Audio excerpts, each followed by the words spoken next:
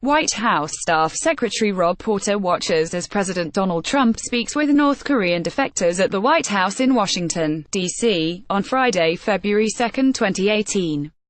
Jabin Botsford. The Washington Post. White House counsel Don McGahn knew a year ago that Rob Porter's two former wives were preparing to testify to the FBI that he had abused them. White House Chief of Staff John Kelly knew about the domestic abuse allegations as early as November 2017. Other powerful administration figures may have been aware earlier than that. No one took action. Porter resigned this week as the allegations become public, including a photo of one of his wives with a black eye. But the White House defended him again and again, and President Trump told reporters today that Porter has claimed to be innocent and will have a great career ahead of him. The White House is in action, and recent defense of Porter bring to light a major conflict within the conservative movement in the age of Trump.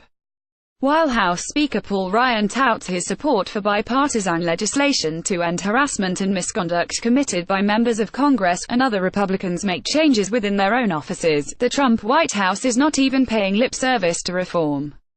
Instead, they've housed Porter, accused of spousal abuse, and Steve Bannon, also accused of spousal abuse, whom Trump nicknamed Bam Bam because of it, and backed an Alabama Senate candidate accused of molesting or assaulting minors. For the White House, the politics are simple: protect Trump. Because Trump himself is accused of assaulting dozens of women, they've had to lower the bar for male behavior so that even he can meet it. Any allegation of misconduct made against anyone close to Trump, then, must be dismissed as if it were being made against Trump himself. As Alicia Krause, a conservative podcast host and former producer for The Sean Hannity Show, put it in an interview, "I knew that the GOP would protect Trump, no matter what, even when he said or did things that violate basic principles of proper conduct."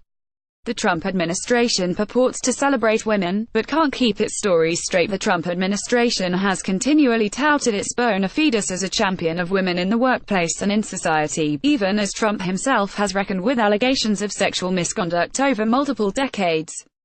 And Chief of Staff Kelly has paid lip service to the notion that women should be safe at work and at home.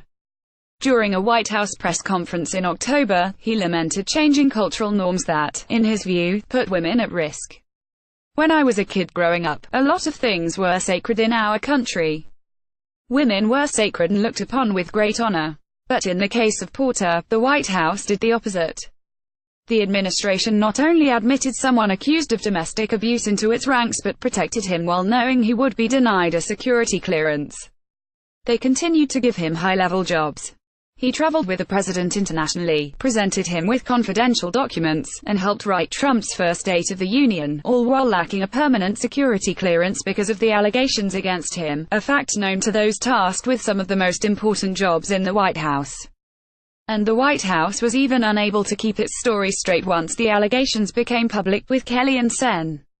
Orrin Hatch, Porter's former boss, launching spirited defenses of a man credibly accused of violence against multiple women. Krause, a conservative, is frustrated. The administration has seen women like Nikki Haley, Sarah Sanders, Betsy DeVos, and more gain a lot of power and influence, but she said the administration's need to protect Trump at all costs was outweighing almost anything else, including the safety of women. Krause said that that attitude may have directly contributed to why the White House continued to support Porter again and again and again.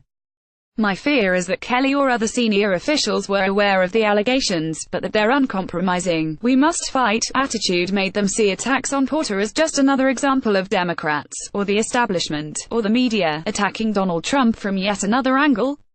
The Republicans currently in power are fine sending a message that they do not care about sexual predators and abusers.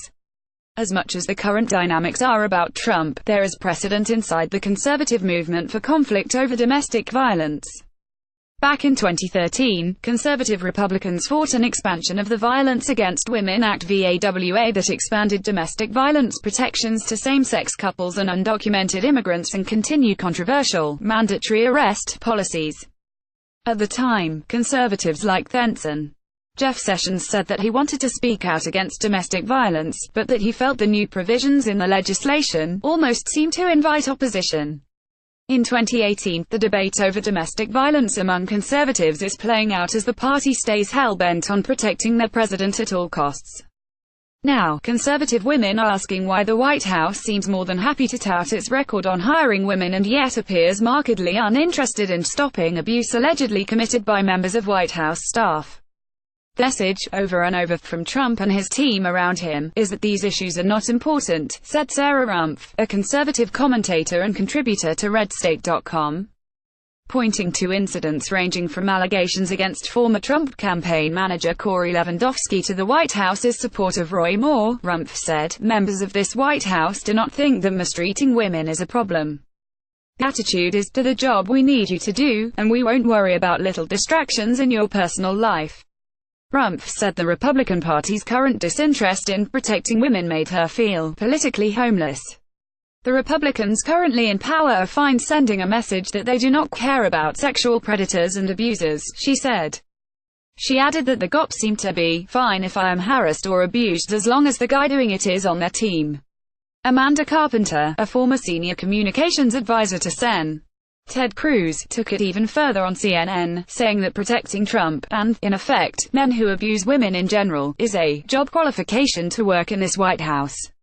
Protecting Trump means protecting Porter to protect Trump from any questions about his own past sexual misconduct and behavior toward women. The White House circled the wagons around an alleged serial abuser, as conservative columnist Noah Rothman put it. The administration looked away from Porter's security clearance problem, aware that Porter's past made him a massive security risk. Instead, they permitted him to remain a high-level member of White House staff.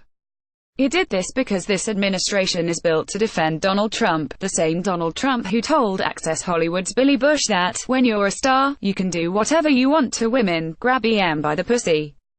You can do anything. To the horror of many conservatives, that ethos, and moreover, the need to protect Trump from himself and his own behavior toward women at all costs, appears to now be the official doctrine of the White House.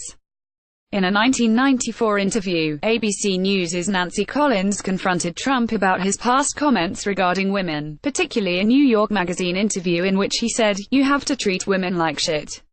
In response, Trump said, "People say, how can you say such a thing? But there's a truth in it, in a modified form. Psychologists will tell you that some women want to be treated with respect, others differently.